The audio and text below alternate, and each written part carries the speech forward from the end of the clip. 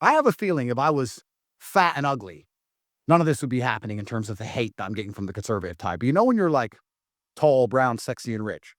Do you know what I'm saying? Yeah. Nice Katek. Mine's got diamonds.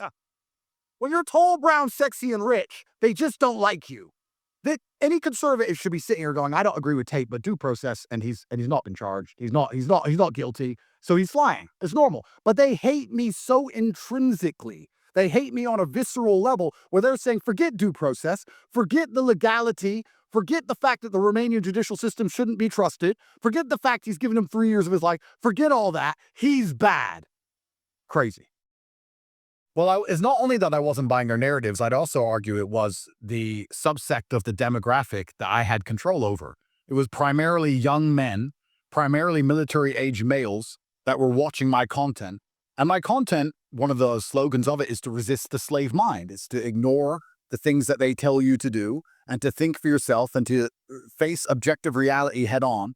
And I would teach men to get strong and be brave and not be afraid to say what they truly believe. And everything that is told to them is being told for the benefit of the people who are speaking as opposed to the benefit of the young men themselves. And they had a real problem because it's the young military-age males who die for a country. It's the young military-age males who are the backbone of the labor force. They pay the most taxes. They do the worst jobs. I would argue that young men in the world today have the worst lives. More of them go to jail. They're less educated. They're more depressed. Like, these are the people that you need for society to run truly, who are going to go out there and have to believe in the country they live in, to sacrifice their lives to keep it all functioning. And they're the ones who are getting screwed over the hardest. And I was a voice saying, look, these people don't care about you. They're using you as slaves. As soon as you stand up and stick your neck out or say anything you don't like, you're going to catch a sexual assault case. They want you to pretend that men can get pregnant and believe all this garbage that you know isn't true. They have HR departments of women henpicking you and stopping you from thinking what you want to think and saying what you want to say. And this is what they were genuinely afraid of. I was anti-COVID. I was anti the Ukraine war. I was making it very clear that our politicians are incompetent and they're liars. I was highlighting the corruption inside of government, just highlighting exactly how they waste money endlessly. Every single show I was doing was showing the lies in the MSM and the media and showing how they lied. And that's why they tried to get me off the internet. Initially, they banned me from everything instantly, overnight, at once. I woke up and every single application on my phone didn't log in anymore. And after the ban, within 2 weeks, this criminal case in Romania seemed to pop up. And before you know it, I was in jail because the ban wasn't particularly effective.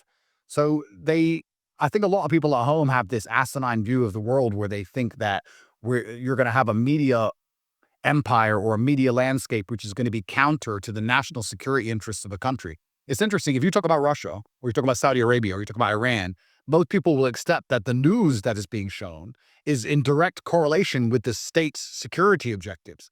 But when we talk about the West, people seem to think that we have these competing forces, like our left arm is going to fight against our right arm. But that's not how things work. If a government decides it wants to achieve X, it's going to try its very best to have its media landscape also support that objective and convince people that objective is good. You can see it all the time. Nobody knew who the Houthis were or talked about them until we had to blow them up. And then now everyone's talking about how bad the Houthis are for 10 minutes. And then we blow them up and then we stop talking about them. To convince the population it's okay to waste our money as the old people freeze to death, to fly planes halfway across the world and blow up people no one's ever heard of, no one's ever interacted with, nobody even knows. And this is what they do. So for you to sit and believe that a national security apparatus or a state will decide to achieve X and then allow its own media machine to be counter to those objectives is asinine. Your left arm and your right arm work together. So if they're trying to convince young men that they should sit in a sexless marriage, in a job they hate, paying 50% taxes to a country that doesn't respect them, and be depressed and shut up and just do it anyway, and I'm convincing them there's another way, I'm a problem. I'm a thorn in their side. And what weapons does a country have? It has a legal system. It has laws. So it says, well, this is a problem. Here's his name. They give your name to a prosecutor and they say, get rid of him. And they find something. They go through your tax affairs. They go through your sexual history. They go through all the traffic cameras and find the times you were speeding. You name it. They just get you off the internet. And that's the primary objective.